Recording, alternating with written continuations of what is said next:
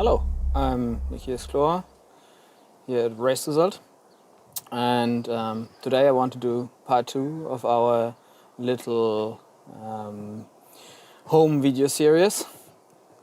And we've got a first question. It's about whether we are going to do a new motorsports transponder and what's up in our lineup and roadmap of new products. So unfortunately, I cannot disclose what our lineup will be and what the roadmap of Race Result of hardware products is for the next months and years. But I thought this is a good chance to explain why. So the question is, why don't we want to tell you guys what we're working on? And obviously there are some very simple reasons for that. The main one being that we don't want our competitive market partners to know what we're doing. It gives us a competitive advantage if we are new with a product. But that's not the main reason, to be honest. What's more important for us is that it gives us some freedom in development, because we are a company with a very agile development process. So what happens quite often is that we start up with an idea of a product, and that can be a product improvement or it can be a completely new product, and we don't know whether this is feasible yet. So if we would start telling everyone that we are working on this, and then at the end it doesn't happen, you may all be or would be disappointed, and we want to avoid that. And this is not only for general ideas of a product, it's also for specifications of a product, which is also important. So what happens is that we start with a product idea, and then during the development process we find out things that we didn't know at the beginning of the development process, and in that moment we can change because nobody knew what we were up to, and that gives us a lot of freedom and at the end gives you better products. So I can assure you that at the moment we are working on some very interesting stuff. So for example, here on my balcony I have a few track boxes, passive track boxes, where I'm working on the firmware right now, finalizing firmware. But to give you an idea, the development process of those boxes was really long. Basically, I started working on the reader, which is in there, over 5 years ago. And we are now at prototype version number 9, and the first prototype that we did was, I think, 2 years ago, something like that. So it's a pretty long process, and you only see the tip of the iceberg. Once we announce a product, it's been in the development for quite a long time.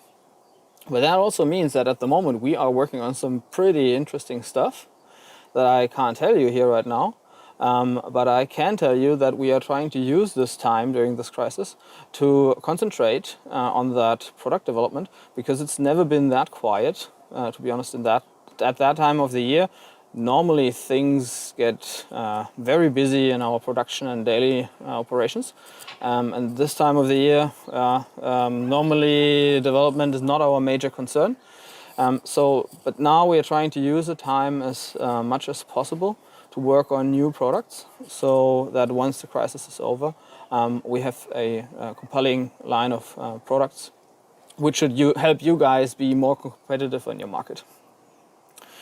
So one thing that I wanted to explain a little bit is the product development cycle. How does this actually work in a time frame, and why does it take so long? So what typically happens is that you have an idea of something that you want to do, but at the moment you don't have the time, or you don't have the resources, or there are other reasons why you can't do this. For example, the passive transponder that we did a few years back, that idea was on my mind for a long time, to do a custom passive transponder, but it couldn't be done, at least for Race Result, because our volume was too low. So we needed a certain volume to justify a custom passive transponder. So we had to wait for that volume, and once we had the volume, we started with the project for a passive transponder. But we had we've never done a passive transponder ourselves before. Before we did our own, we just bought a standard transponder like everyone else is doing. So when we started, looking at that transponder, one thing that we needed was testing capabilities. So the first thing that we had to do was build our own test capabilities. And we had to wait for our building with our EMI test chamber to do that. So there are lots of things that need to be done before you can actually start with an idea. Even if you have the idea, you can't just start developing right away.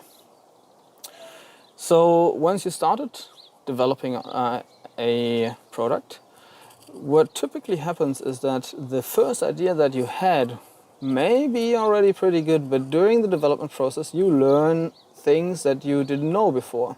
It's always the same thing. If you start working on something, you start to understand things that you didn't know before.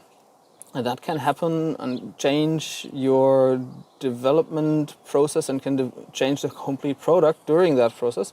And that's one of the reasons why we don't want to share what we're working on right now, because we are working on really interesting stuff, but I can't promise you that any one of the things that we're working on will ever make it to market, because there are pretty complicated products or pretty advanced products that may end up being not feasible. So that can happen. With the passive transponder, it's the same thing. When we started the product, we didn't know whether it was possible to do a passive transponder which is better in our application than all the other transponders. So then, once you have a design, you also have to think about manufacturing. So with the passive transponder, again, what comes with a product like that is that you need to have the manufacturing capabilities. Once you put that in the shop and people start ordering, you want to be able to produce the product in quantities.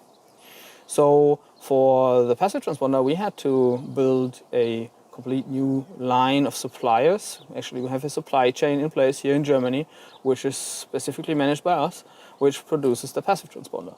And it's the same with the passive track box, for example. For the passive track box at the moment, one thing that we're working on is designing, manufacturing and testing tools, so that as soon as they hit the market, we have the capability of producing volumes of them and delivering a high quality right from the start.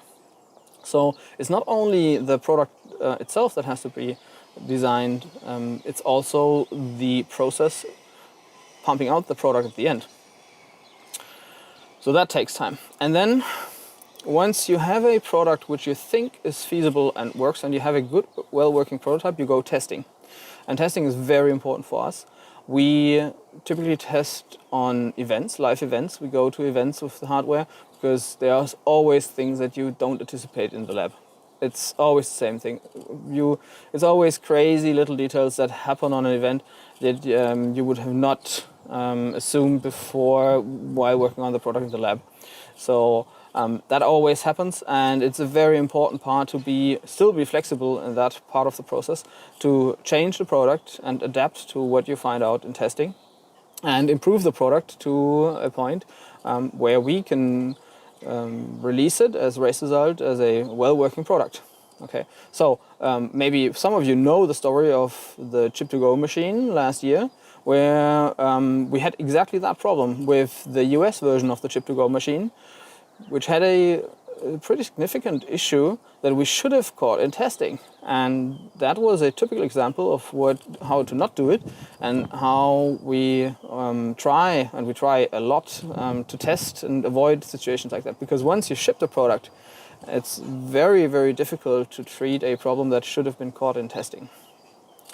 So once you're done with testing, and you know that this is a good product, you have to certify the product. And most of our products are RF circuitry, so there are intentional transmitters, and intentional transmitters, especially in a worldwide market, need pretty much a pretty decent amount of testing and certification. So for example, in the passive track box, we have a 4G modem, we have a UHF reader, we have 2.4 gigahertz, we have lithium-ion batteries, there are safety concerns.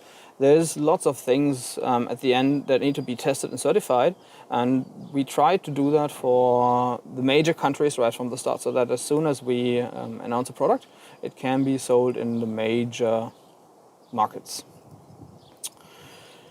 So that typically adds another 3 to 9 months to the whole process. And at the end, you see that once we see or have a product like this, and we announce it to you guys, this is just the tip of the iceberg. So I hope that during this crisis, during this time, we can make a lot of use of this time to build some new icebergs. And be assured that I'm looking forward to a world after this where we will have a new lineup of very, very interesting products for you guys. And I hope you're all safe and okay. News from the US look pretty frightening right now. And yeah, I hope that you are okay. And see you next time in the next video.